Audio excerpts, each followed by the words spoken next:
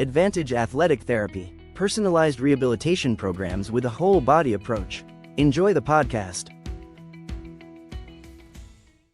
Hey, Craig, what's that rhyme about April showers, getting ready? Spring's in the air. I love it. It's been a long winter, man. I'm glad we're done it. And I was that guy. Remember the guy who never got his air conditioner checked until July 1st? I was that guy. So you need to let loose on me why I should have been doing it in April and May. Absolutely. Always great to be here. I have to start off by always saying thank you, Dave. It's a pleasure to always be here. Yes, we are getting there. In fact, we even got a call a couple of weeks ago in regards to that. Some homeowners now have those auto thermostats that just keep the temperature at one setting. So it will switch from heating to cooling on its own. And we're already getting calls when we had that mild day there that they went outside and the cover on their air conditioner was floating because the AC kicked up and they didn't know. And that's a real quick way to replace your unit. Absolutely. That's something we got to talk about someday because the smart thermostats and all that now, hmm especially in Southern Ontario, because you have such a diversity in weather that happens so quickly. Right? That's right. Yeah. There's got to be a way to regulate that a little bit, I would think, isn't there? Not that we're going to go down that rabbit hole today, but I'm we're not. curious. But yes, there definitely is. And absolutely with our changes, it makes sense. I mean, this week specifically, Tuesday was plus 14 and currently today we're sitting at minus 8. So Yeah. we're getting that drastic shift without question. Yeah. Yeah. But it is super important, folks. We are getting to that time of year when it's definitely something to consider looking at getting your AC system serviced and maintained. Maintenance right now, I know it's something that many people in my industry have brought to attention. People talk about and they forget about doing it. But with the cost of new equipment going up, which we'll get into with the changes, things of that nature, doing maintenance can definitely save you big dollars in the long term. So we are getting to that point. Our systems are switching over. And the latest information that we have is that this summer looks like it's going to be a warm one. But more importantly than warm is this summer, what they are saying through the data they have is that we can expect as much, if not more, humidity that we've had in the last couple summers. So even if our temperatures stay the same, folks, we know that with that massive spike in humidity, it feels a lot warmer than it actually is. And that's where these units are really, the responses we're getting in the industry is that I don't mind the heat as much, but I can't stand that humidity.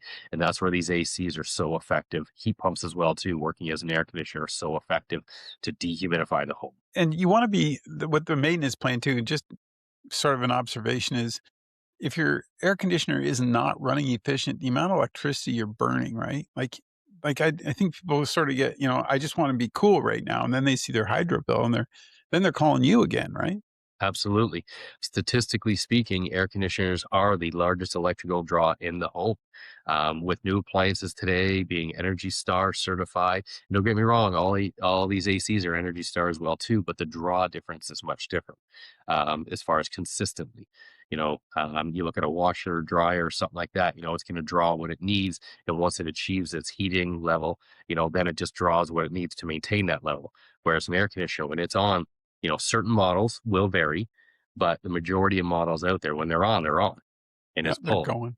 right? The newer models that have a variable speed compressor, they will adjust without question.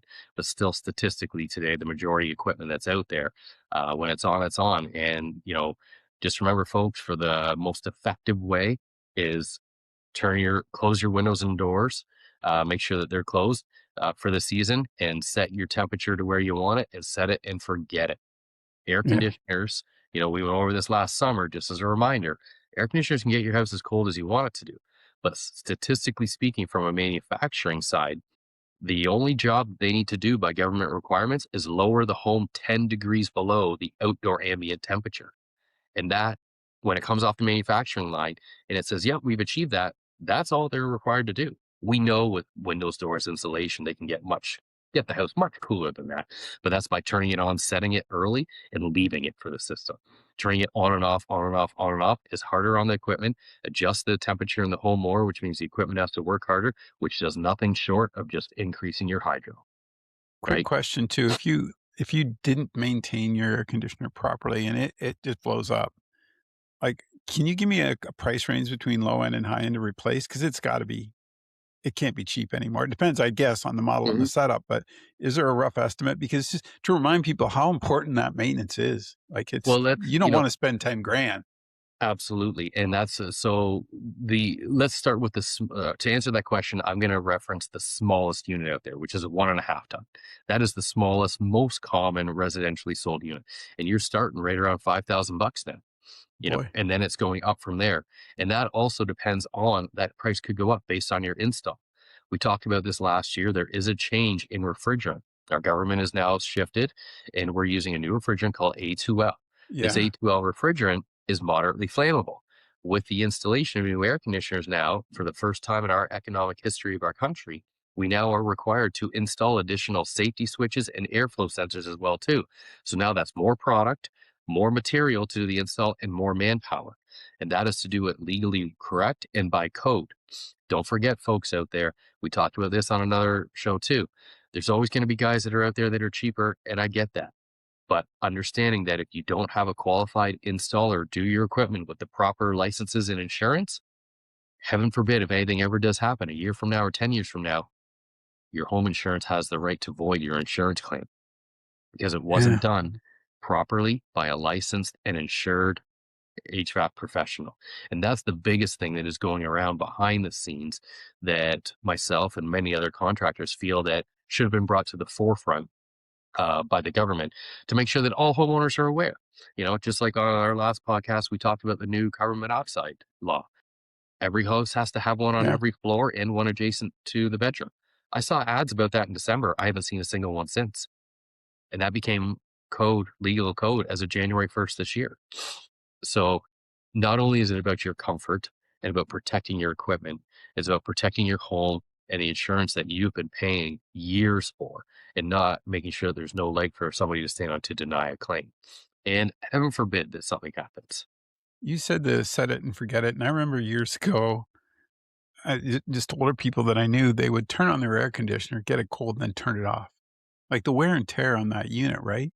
Right. But to be fair to those people that used to do that, we as an industry used to preach that. Okay. You know, Yeah, you're so we right. It's like the so we heat. did, Yeah. and then we went from that era, and then the next era that we went into that we used to preach was set it forward during the day and then set it back at night. So, have it at 21 during the day, and then when you go to bed, set it down to 18, and then have it go back. And now, after like as time goes by, and we've learned, you're actually best to set it at one temperature in the middle and leave it Leave it. 24 Yeah. hours constant, and just let that system. The way all HVAC systems are designed to run now, folks, is low and slow maintaining. They have the power and the ability to say, okay, I need to drop the temperature or I need to increase the temperature, but that's what's really hard on the equipment. The equipment now is designed to be constant, low and slow, constant, low and slow. Like this past winter, we had a doozy, and it was normal for furnaces to come on up to 5 to 6 times an hour when you're spiking minus 25 plus the wind chill. That furnace was just constantly coming on saying, I'm just maintaining. I don't need to let the house cool down and then work so hard to get it up here. I'm doing my job. And that actually uses less energy and makes the home more comfortable than having it adjust. You mentioned earlier too, when we were talking about prices of air conditioner, I've noticed like a lot of stuff in all industries, the prices are just getting crazy. Like, we always stress to folks, do the maintenance plan with you guys because if something breaks, it's incredibly crazy to replace now price wise. And it seems in the last month or well, maybe, yeah, about the last month, prices have gone up again. Again, You know, and we've been notified that it's coming again. And the new boy, price increases now that are coming again have everything to do with the current economic war situation due to fuel. yeah, So over 90% of all HVAC, and not just HVAC, but other industries, as you all are aware, the transportation to get it to and from is fuel being used. I mean, trains are excellent, planes are excellent, but they only do so much as far as where they go. Once they land and get somewhere, then it requires motorized vehicles using fuel to get to and from. And that's where the increased costs come in. And that's where manufacturers and suppliers have notified myself and many and all the rest of my contractors, and not just the HVAC industry, saying, hey, this summer, it's coming. We're already getting one coming up. We're expecting it sometime in April, and they've already notified us. The expectation is there will be 3 increases by the beginning of October if the fuel continues to rise and if it becomes harsh. As we all know as a community, folks, we went through COVID. What happened Yeah. when gas prices went up there? Did they come down? Sure, they came down, but a fraction of what they went up. So even if we make it through all this, not if we make it through, when we make it through all this, we can expect that gas prices will come down, but they're not going to come down to where they were 6 months ago. They're going to come down to, a medium average. So it's still going to be a higher amount than what we had, and that's why they're anticipating multiple increases due to fuel, transportation, labor costs associated with just simply getting the product from A to B, not even in manufacturing. Wow. Yeah, that's kind of scary, to be honest with you. Like, I mean, Very. things tend to go awry, and I think a lot of folks are, on that verge. Like you said earlier, we're just kind of talking about how you can sort of maintain what you have. Mhm. And I got to be honest with you, I'll be the first guy to Google it, see if I can fix it myself. Probably not a wise idea when it comes to anything to do with your air conditioning or your furnace. But again, if you have the cousin's maintenance plan, you guys can take care of that. Absolutely. We're happy to look after that for you and give you peace of mind. And also, my wife's vehicle was in for an oil change. The guy came up to me and said, "Hey, just a heads up, the vehicle's now 5 years old. You've never done brakes or rotor, so you're going to want to start thinking about it." Thank you. I Yeah. really appreciate that because now I can start to plan ahead with my wife to make sure that we are prepared when that time comes because we know it is coming, as opposed to just walking in going, "Here you go. You Yeah. need to redo all this." We had no indication and no heads up. And that's not only part of the maintenance plan is, protecting the equipment and making sure it's running well, but also giving you future, advice and FYI, because just like a car, all HVAC equipment, when one part starts to go, as it starts to get weak, but it's still running, it's now putting added pressure on other parts. So, when that part does fail, we come in and replace that one part. And then 3 months later, the next two parts that were connected to it fail because they were overused and worked. So we're really trying to, stop that from happening or get ahead of it so that, people are aware there's no surprises and you don't need to jump into a 5, 6, 7, $8,000 air conditioner that 10 years ago would have cost you, three quarters of that or Yeah. less. And then you throw in the rising price in electricity as well. Correct. And suddenly you're kind of looking at when you want to use your air conditioner as opposed to running it all the time. I think there's a lot of folks that are in that scenario too, where we talk about turn it on, turn it off, Yeah. because they're like, oh, I can't afford to run this Right. 24/7 anymore. Right. And one of the ways that you can afford, and I know this doesn't sound, to some people, they're going to say, well, that doesn't make sense for me. But one of the ways you can afford that is by turning the AC on in the next month when it is still cool. And that way, because the house is already kind of cool, it's Right. at your comfort setting. But then when the warm weather starts to hit, again, it's just maintaining that constant temperature. I gotcha. You don't get oh, it's hot in here now. Close the windows. Let's crank the AC on. Yeah. Great. The AC will do it, but it's going to take 24 to 36 hours before it gets to where you want it to be. And then it's going to maintain. This is a good question, I think. In a mid-sized home, where do you want it to be? Like, what's the setting that you guys recommend for your air So, or your heat? yeah, really, it comes down to the occupants in the home, the amount of people that are in the home. The average that we see consistently is anywhere between 20 to 22 degrees Celsius. And that's kind of what we see out in the world as our most common.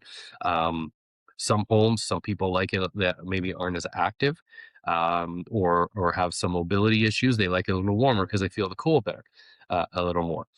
Some like it the other way, but that's kind of an industry average as to where it is. And again, by setting it, forgetting it sooner than later, or switching it, from heating to cooling, and it's like, okay, we get those nights where it's nice days but cool at night.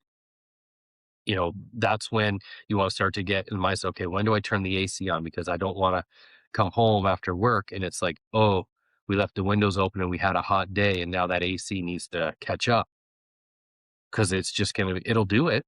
And we all know it will. But that's when all that efficiency, all that savings, everything that we're talking about, and that's when all of a sudden they get the big bill at the beginning of the season and go, we can't afford to run this. Yeah. Whereas if they had have turned it on and let it maintain, that bill wouldn't be as big and they could say, okay, this is what's now costing us to leave it and set it and forget it. Can we afford that? That we can afford. But we couldn't afford it when we saw the first one where it worked for 36 hours straight. That scares people. And that's when they started to say, hey, I can't afford to run this thing. You brought up a good point earlier about how maybe one part of your furnace, your air conditioner wears out, and then 2 or 3 months, the other part will go. And this is kind of a different question, but how many times when you go back to people go, "What did you do to it?" all the time. Like, I mean, it's not you, man. It's Nope.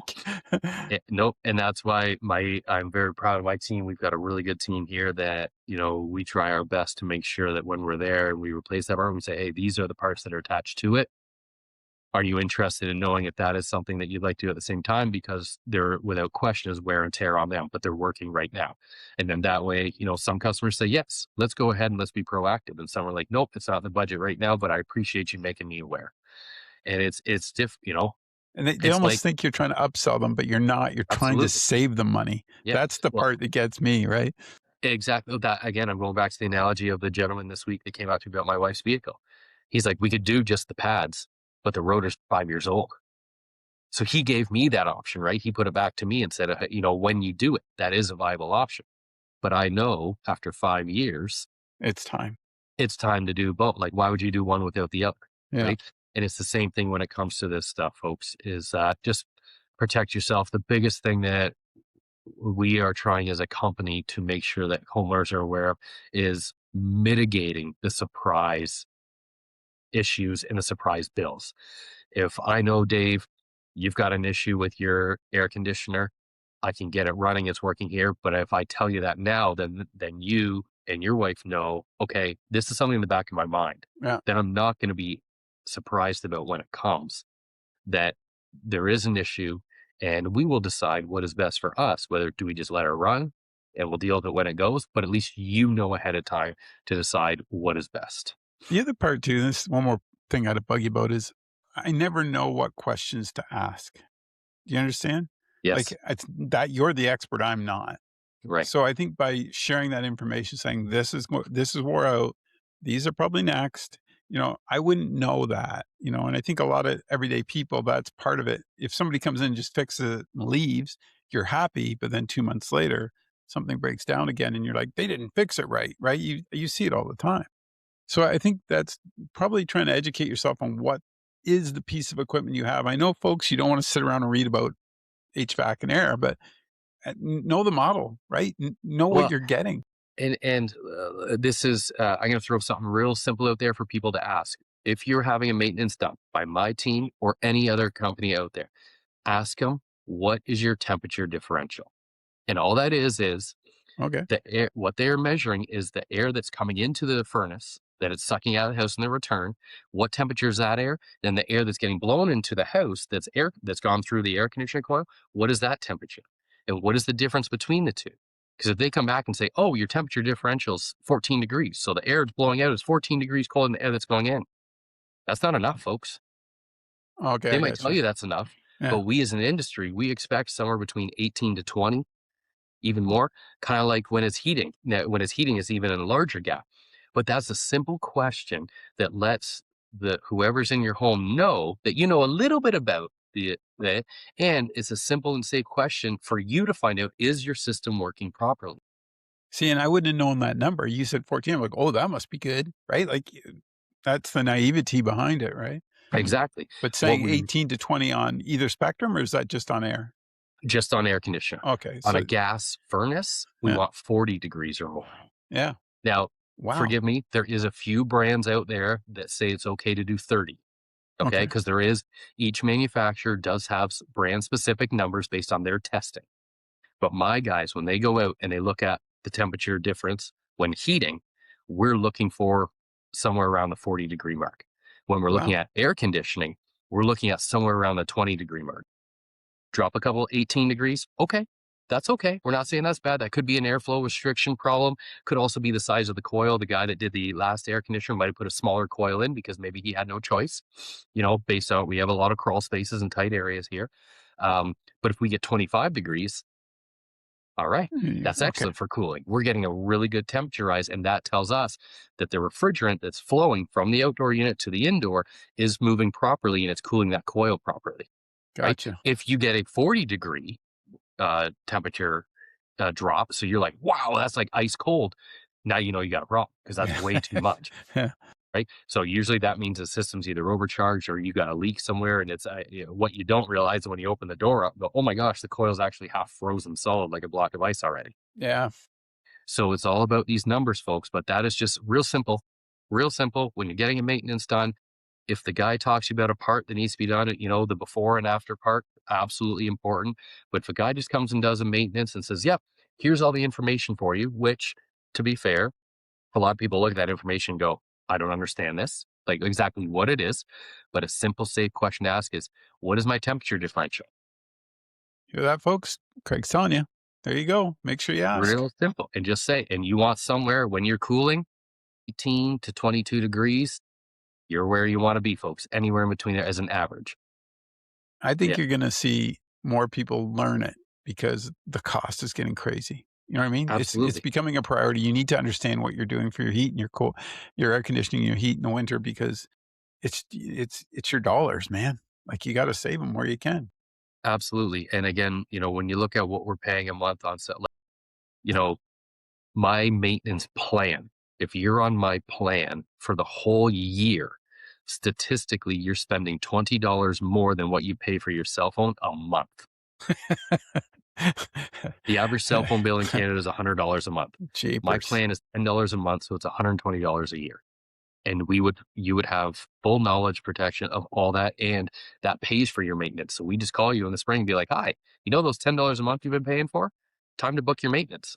Yeah. And there's we no need to get cost in because there you've and already check. paid for it. You've already paid for it. And then we come out, we do the full check, the full inspection, give you the information and the data so that you can have it, and give you some knowledge about your equipment and the shape it's in moving forward. And then again, should heaven forbid, but as a business owner like yourself, the word liability is something that we have to take seriously, and many people do. By having that maintenance plan, should ever something go wrong, heaven forbid, and you have an insurance claim, you have somebody like us come back and go, Dave did his It's right record. here. Here they are for Yeah. years. I always learn something. When we started doing this, I do absolutely nothing. I can actually go into my furnace room in the basement and go, oh, that's what you do. Yes. Sort of look at things. And I still don't, but in just those simple things, like the right questions are so critical to folks. And Absolutely. like you said, I just love the part about, if a part breaks, look, it's exactly like a car. There's going to be two more that are going to go. Let's get on top of it quick. And Because just it's a couple $100 just to come out and see them. So get it done Absolutely. the first time. Why Get it would done we the first wait? and just ask, like I say, ask that simple question about a temperature differential. And if the guy says, oh yeah, it was 16 degrees and leaves the paperwork and left, and that's your maintenance, as a homeowner, okay, it's working. But according to the industry average, which is what Not- Craig is sharing, I'm not saying this is what we do. This is industry average. It should be 20 degrees with 2 degrees down or up. That is the average of what you expect. So okay, why is that not working exactly where it should be? Is it just old and tired? Is it low on refrigerant? Is it a restriction because we have a little bit of different? But those are absolutely fair questions to ask when you're having a maintenance and the guy turns around and you says, $150, thanks, here's your maintenance, here's your paperwork. And you say, oh, well, what's my temperature differential? Oh, you want to know that? Yeah, I get. Well, I did some yeah. research and this is Now where I it do. should be. And that tells me as a base platform if my equipment is within the realm of standard operation. Real And simple. as a consumer, it gives you a leg to stand on to say, wait a minute, what is it? Right. So that Right, you have exactly. that, then you have that gauge in your head if this is not working very well or if it's working really good, like you said. Yep, So absolutely. I should probably, you educate me every month. Is there anything else you want to go over real quick? Rebate programs really quickly. There's 2 currently available out there. One is oil to heat pump. Not super excited about it. The only ones that qualify are postal codes with M, L, or S, which is pretty much the entire GTA. So I'm not sure how many people in Burlington, Oakville, Pickering, Ajax, Vaughan, Newmarket have oil still, but that is what the government has decided. We do get And Toronto viewers, so There you you go. never know. There you You go. never So know. you never know, but that's where, rural areas like us, for whatever reason, don't qualify. But you can look it up online and it will actually show you Ontario and then everything in red that is qualifying right down through. It stays very tight to the coast and goes right through Hamilton and Stony Creek. Again, I'm not sure how much oil is there, but whatever. The second one that is currently available is affordability program, and it's based on your household income. To qualify for that, if you are a single dwelling homeowner, you must prove that you make less than 44,000 a year to qualify. If there's two people in the home, you must prove that you make less than 60,000 a year to qualify. So I'm not aware of anybody that owns a home in Canada that makes less than 44,000 a year and can afford that home. So I'm not really sure the effectiveness of that program, but anyway, it is out there. Those are the two. I have a feeling with the economic situation right now in the next few months, we're going to be talking about some new rebates coming out. You know what? That's my feel. I sure hope so. For many reasons. It was on the table when our current political leader was getting voted in. This was one of his agendas that he said he would bring back, and we have yet to see anything in regards to that. It's been some time since that gentleman is in power, so hopefully we will. Yeah, we need to. Yeah, We need to keep this country strong. We need to get folks so they have their heating and their cooling, keep everybody absolutely. happy. And the biggest thing is we want to help protect you folks so that there's no surprises and that you don't have to deal with this stuff, because we know that you will have to deal with it. But hopefully, by working with companies like mine, we can help you to forecast and be proactive on it and be prepared for it, as opposed to having these sudden surprises. Because I think we can all agree in the world that we're kind of sick of surprises. So Yeah. it'd be nice to. Well, sometimes they're nice. It is also nice when you have enough time to plan. And you can afford to live. Let's be honest. Yeah, That's the bottom line here. absolutely. Always great to talk to Craig from Cousins Cooling and Heating on the Queensway in Simcoe. Give us your phone number and how do people get a hold of you, Craig? Give us a call, 519-428-3241, or you can visit us on our website at cousin.ca. That's CAUSYN.ca. And you can also reach out to our social media platforms through Facebook, Instagram, and we are happy to help answer any questions at any time. Thanks for doing this, bud. Have a great one. Always a pleasure. Thank you so much, Dave.